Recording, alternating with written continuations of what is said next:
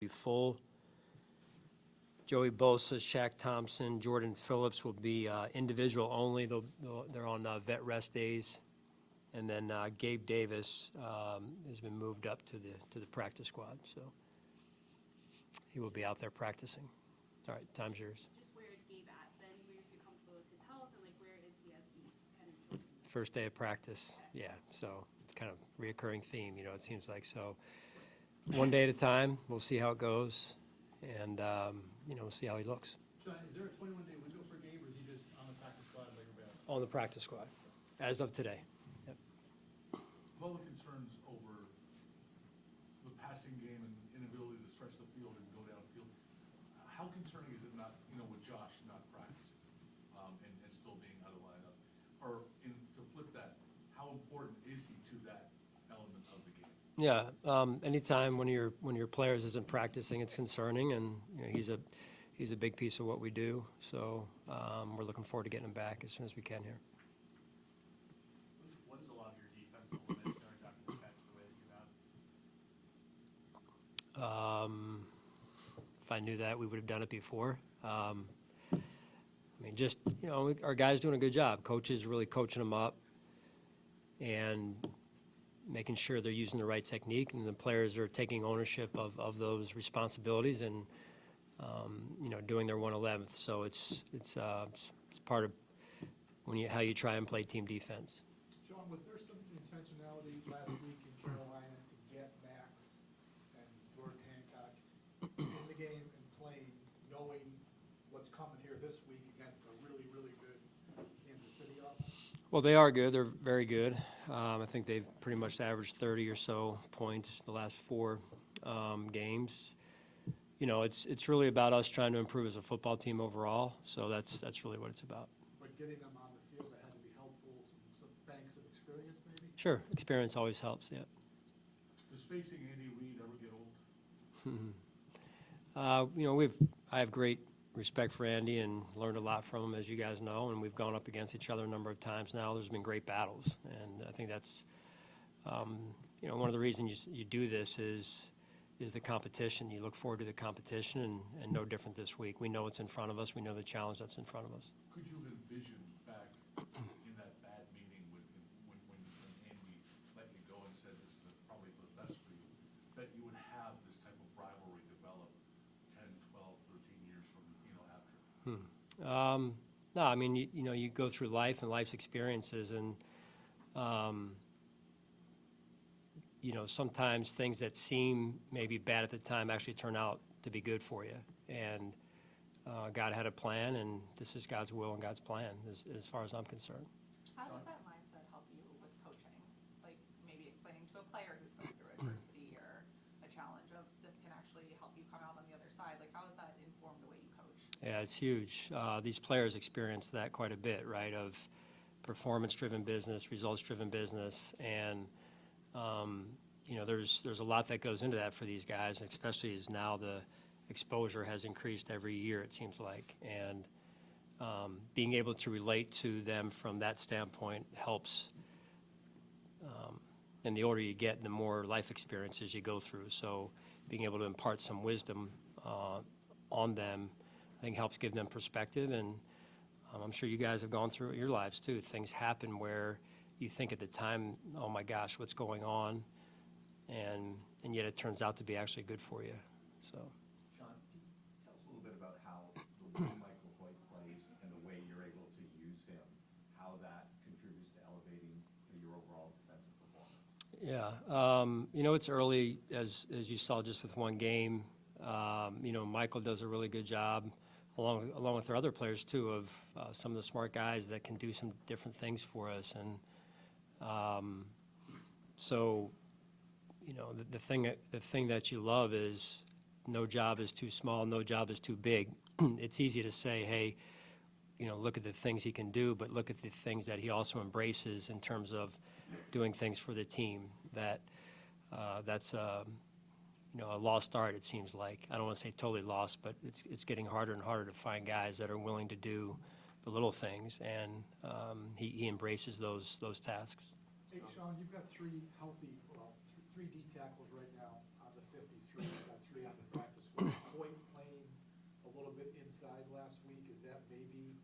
a way you can negotiate here the next couple of weeks? Maybe pushing it, going with 3 guys in a rotation game day, maybe pushing him in on some obvious passing downs like you had in Carolina? Yeah, I mean, it's really week to week, Sal, the game plan, what the opponent looks like, right? So I don't want to say it's, that's the direction one way or the other. It's just that was the game plan for last week a little bit. So some of it's, again, who you have available. Some of it's matchups, what have you. So it's kind of spread around, I guess I'd say.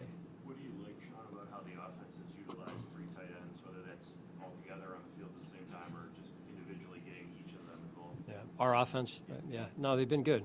I think, the combination of what we do out of it is good and gives us options. And so they're all, those are all 3. Those guys are good football players. So it's good to have those guys on the field in that regard. You mentioned how many points the Chiefs offense has put up in recent weeks. What about what Patrick Mahomes is doing has stood out so far in recent games to you? Yeah, he is who he is. He's an incredible player. He's had a huge impact on this league, and you see kids wearing the jerseys. You see kids wearing Josh's jersey, and when you grow up watching players like Josh and like Patrick, they impact their communities, and they impact the world, really, because of who they are and how they do things. So certainly a ton of respect for him. Sean, last year, other than last year when Joe and Dreesen started Week 18, he started, had to play a pivotal role for you in a game, or a meaningful game. What did you see from him? How important is it to have that versatility where Shaq can go in and call the defense, and Joe and Dorian can also kind of rotate in different spots on the linebacker spot? Yeah, we try and train them in more than one way, in more than at one position. And it probably happens around the league too, but you got to have the DNA in order to do that in terms of playing more than one position. So whether it's Joe, Shaq, Dorian, different, so it's, and we've been a little bit banged up at that position. So the ability, to your point, of having some flexibility to move guys around is certainly beneficial for us. Specifically, if in a linebacker, to put a guy like Shaq there who's done this before, how nice is it for a defensive staff to be able to have a guy like that on the roster where you can feel comfortable with him getting the signals, lining everybody up because he's been there before? Yeah, that's important. It really is. That's where the defense starts. If you've got to be able to line yourself up and line others up around you so that we're all on the same page in order to execute one play. So that's really the first step.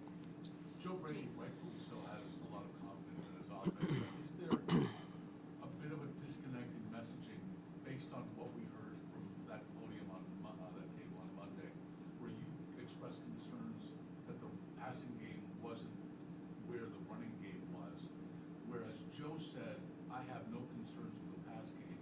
Obviously, I'd love to go every game and run for 200 and throw for 300, but that wasn't how the game needed to be won yesterday. Is there a is there a disconnect in the messaging that, is there enough, you believe the passing game can evolve to that point? Are you saying is there a disconnect between Joe and I, or are you asking Yes, about I'm asking what if I there's a- commented on the passing yeah, game? to be blunt, I guess I'm asking. You can just ask it. It's fine. No, yeah, Joe and I are on the same page. I'm aware of what he said and how it was said. We're on the same page, and we see it the same way. So we're in a good spot. What are the challenges in both preparing and executing against what Steve Spagnuolo wants to do? Yeah, Spags is a great coach. He makes it really hard. He tests your protections constantly. It seems like there's some people who do it in certain situations. Spags does it all the time, and so our level of communication is the first step for us in order for us to execute. Because, like I said, he does a really good job with moving Chris Jones around, and so that's. He's a once in a lifetime player, and so that draws a lot of attention from people, and so there's things that they put pressure on you by them putting him in certain spots that it makes you need your ability to communicate is going to be important, and like it was last year for us, and he's a heck of a player. John, last year, the heavy package with Alec was something you guys utilized. This year, you've gone to Reggie, Gilliam, and Jackson Hawes, really, as those big personnel people. What's the difference between what you did last year and how you're going about using your heavy personnel this year? In terms of Just the the way you're difference. doing it. Yeah, I mean, we still do it a little bit. We still have it available. Those things are week to week, year to year, what have you, and what Joe and Chrome think that we need to do and everything. So Coach Boris is baked into that, our tight ends coach too. So they do a great job. Best I've been around, honestly, with utilizing tight end personnel, jumbo personnel, whatever you want to call it. So we have a ton of confidence in Alec as well. It's just a matter of where we're at, what's the health of our team to some extent as well, and what's the game plan specifically. Reggie in particular, Yeah. he's already played a ton of snaps. Yeah. Opposed to what he played last year. What's happening with him? Why has he been so much? Well, again, it's week to week game planning and feeling like, who do you want, what do we want out there? Do we want, Reggie out there? You want to go, this group, want to go that group? And to Reggie's credit, he has handled the responsibility extremely well. You see the way he plays and what he brings to the table. And it's another good, he's a great team guy, great teammate, and whatever you ask him to do, he's going to do it full speed. James Cook was just named AFC Offensive Player of the Week. What does that say about him, and what was it like getting to tell him if that was how it happened? Yeah, it was a good conversation. I'm saying that sarcastically. James, he loves ball, as I've said before, and we don't need to share a lot of words and everything, but it is great that I do appreciate how our relationship has grown over the years and how he's really impacted our team, obviously on the field, but also him opening up and things. And it's a tremendous honor. I mean, to do that once, but to do it multiple times and to have a performance like he did last week. He was locked and loaded last week. Terrell and Matt Milano healthy today, full practice. If they're good to go, is that automatically the plan, or do you consider, based on Shaq and Dorian's performance, any changes? Yeah, we have to evaluate. The players are going back into the practice this week, and they're out there, those two, but we got to take it one day at a time, just because of some of the different things that we've had going on health-wise. So we want to look at practice and then go from there. With Terrell specifically, when you look at when he was healthy, the games that he did play, do you need more from him when he does return from injury to meet where you need that level of play at that position? I think he's always done a good job and always looking to improve. He sees it the way we do. When it's really good, and then when it's, hey, I got to improve, and it's he doesn't. His kind of eye is very similar to a coach's eye in terms of where he can improve and where he's doing really well. So we look forward to our whole defense improving, quite honestly. Sean, you talk about game planning. You know the Chiefs so well, they know you, maybe even more than you know the teams in your division. How different is that? I mean, it's not scheduled to play again, but every year it seems like it ends up that way.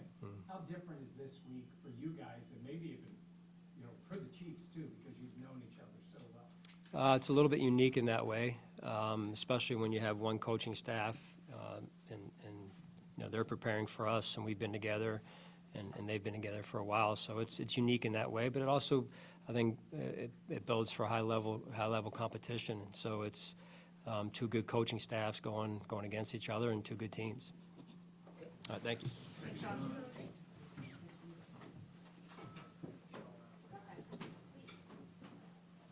Good call.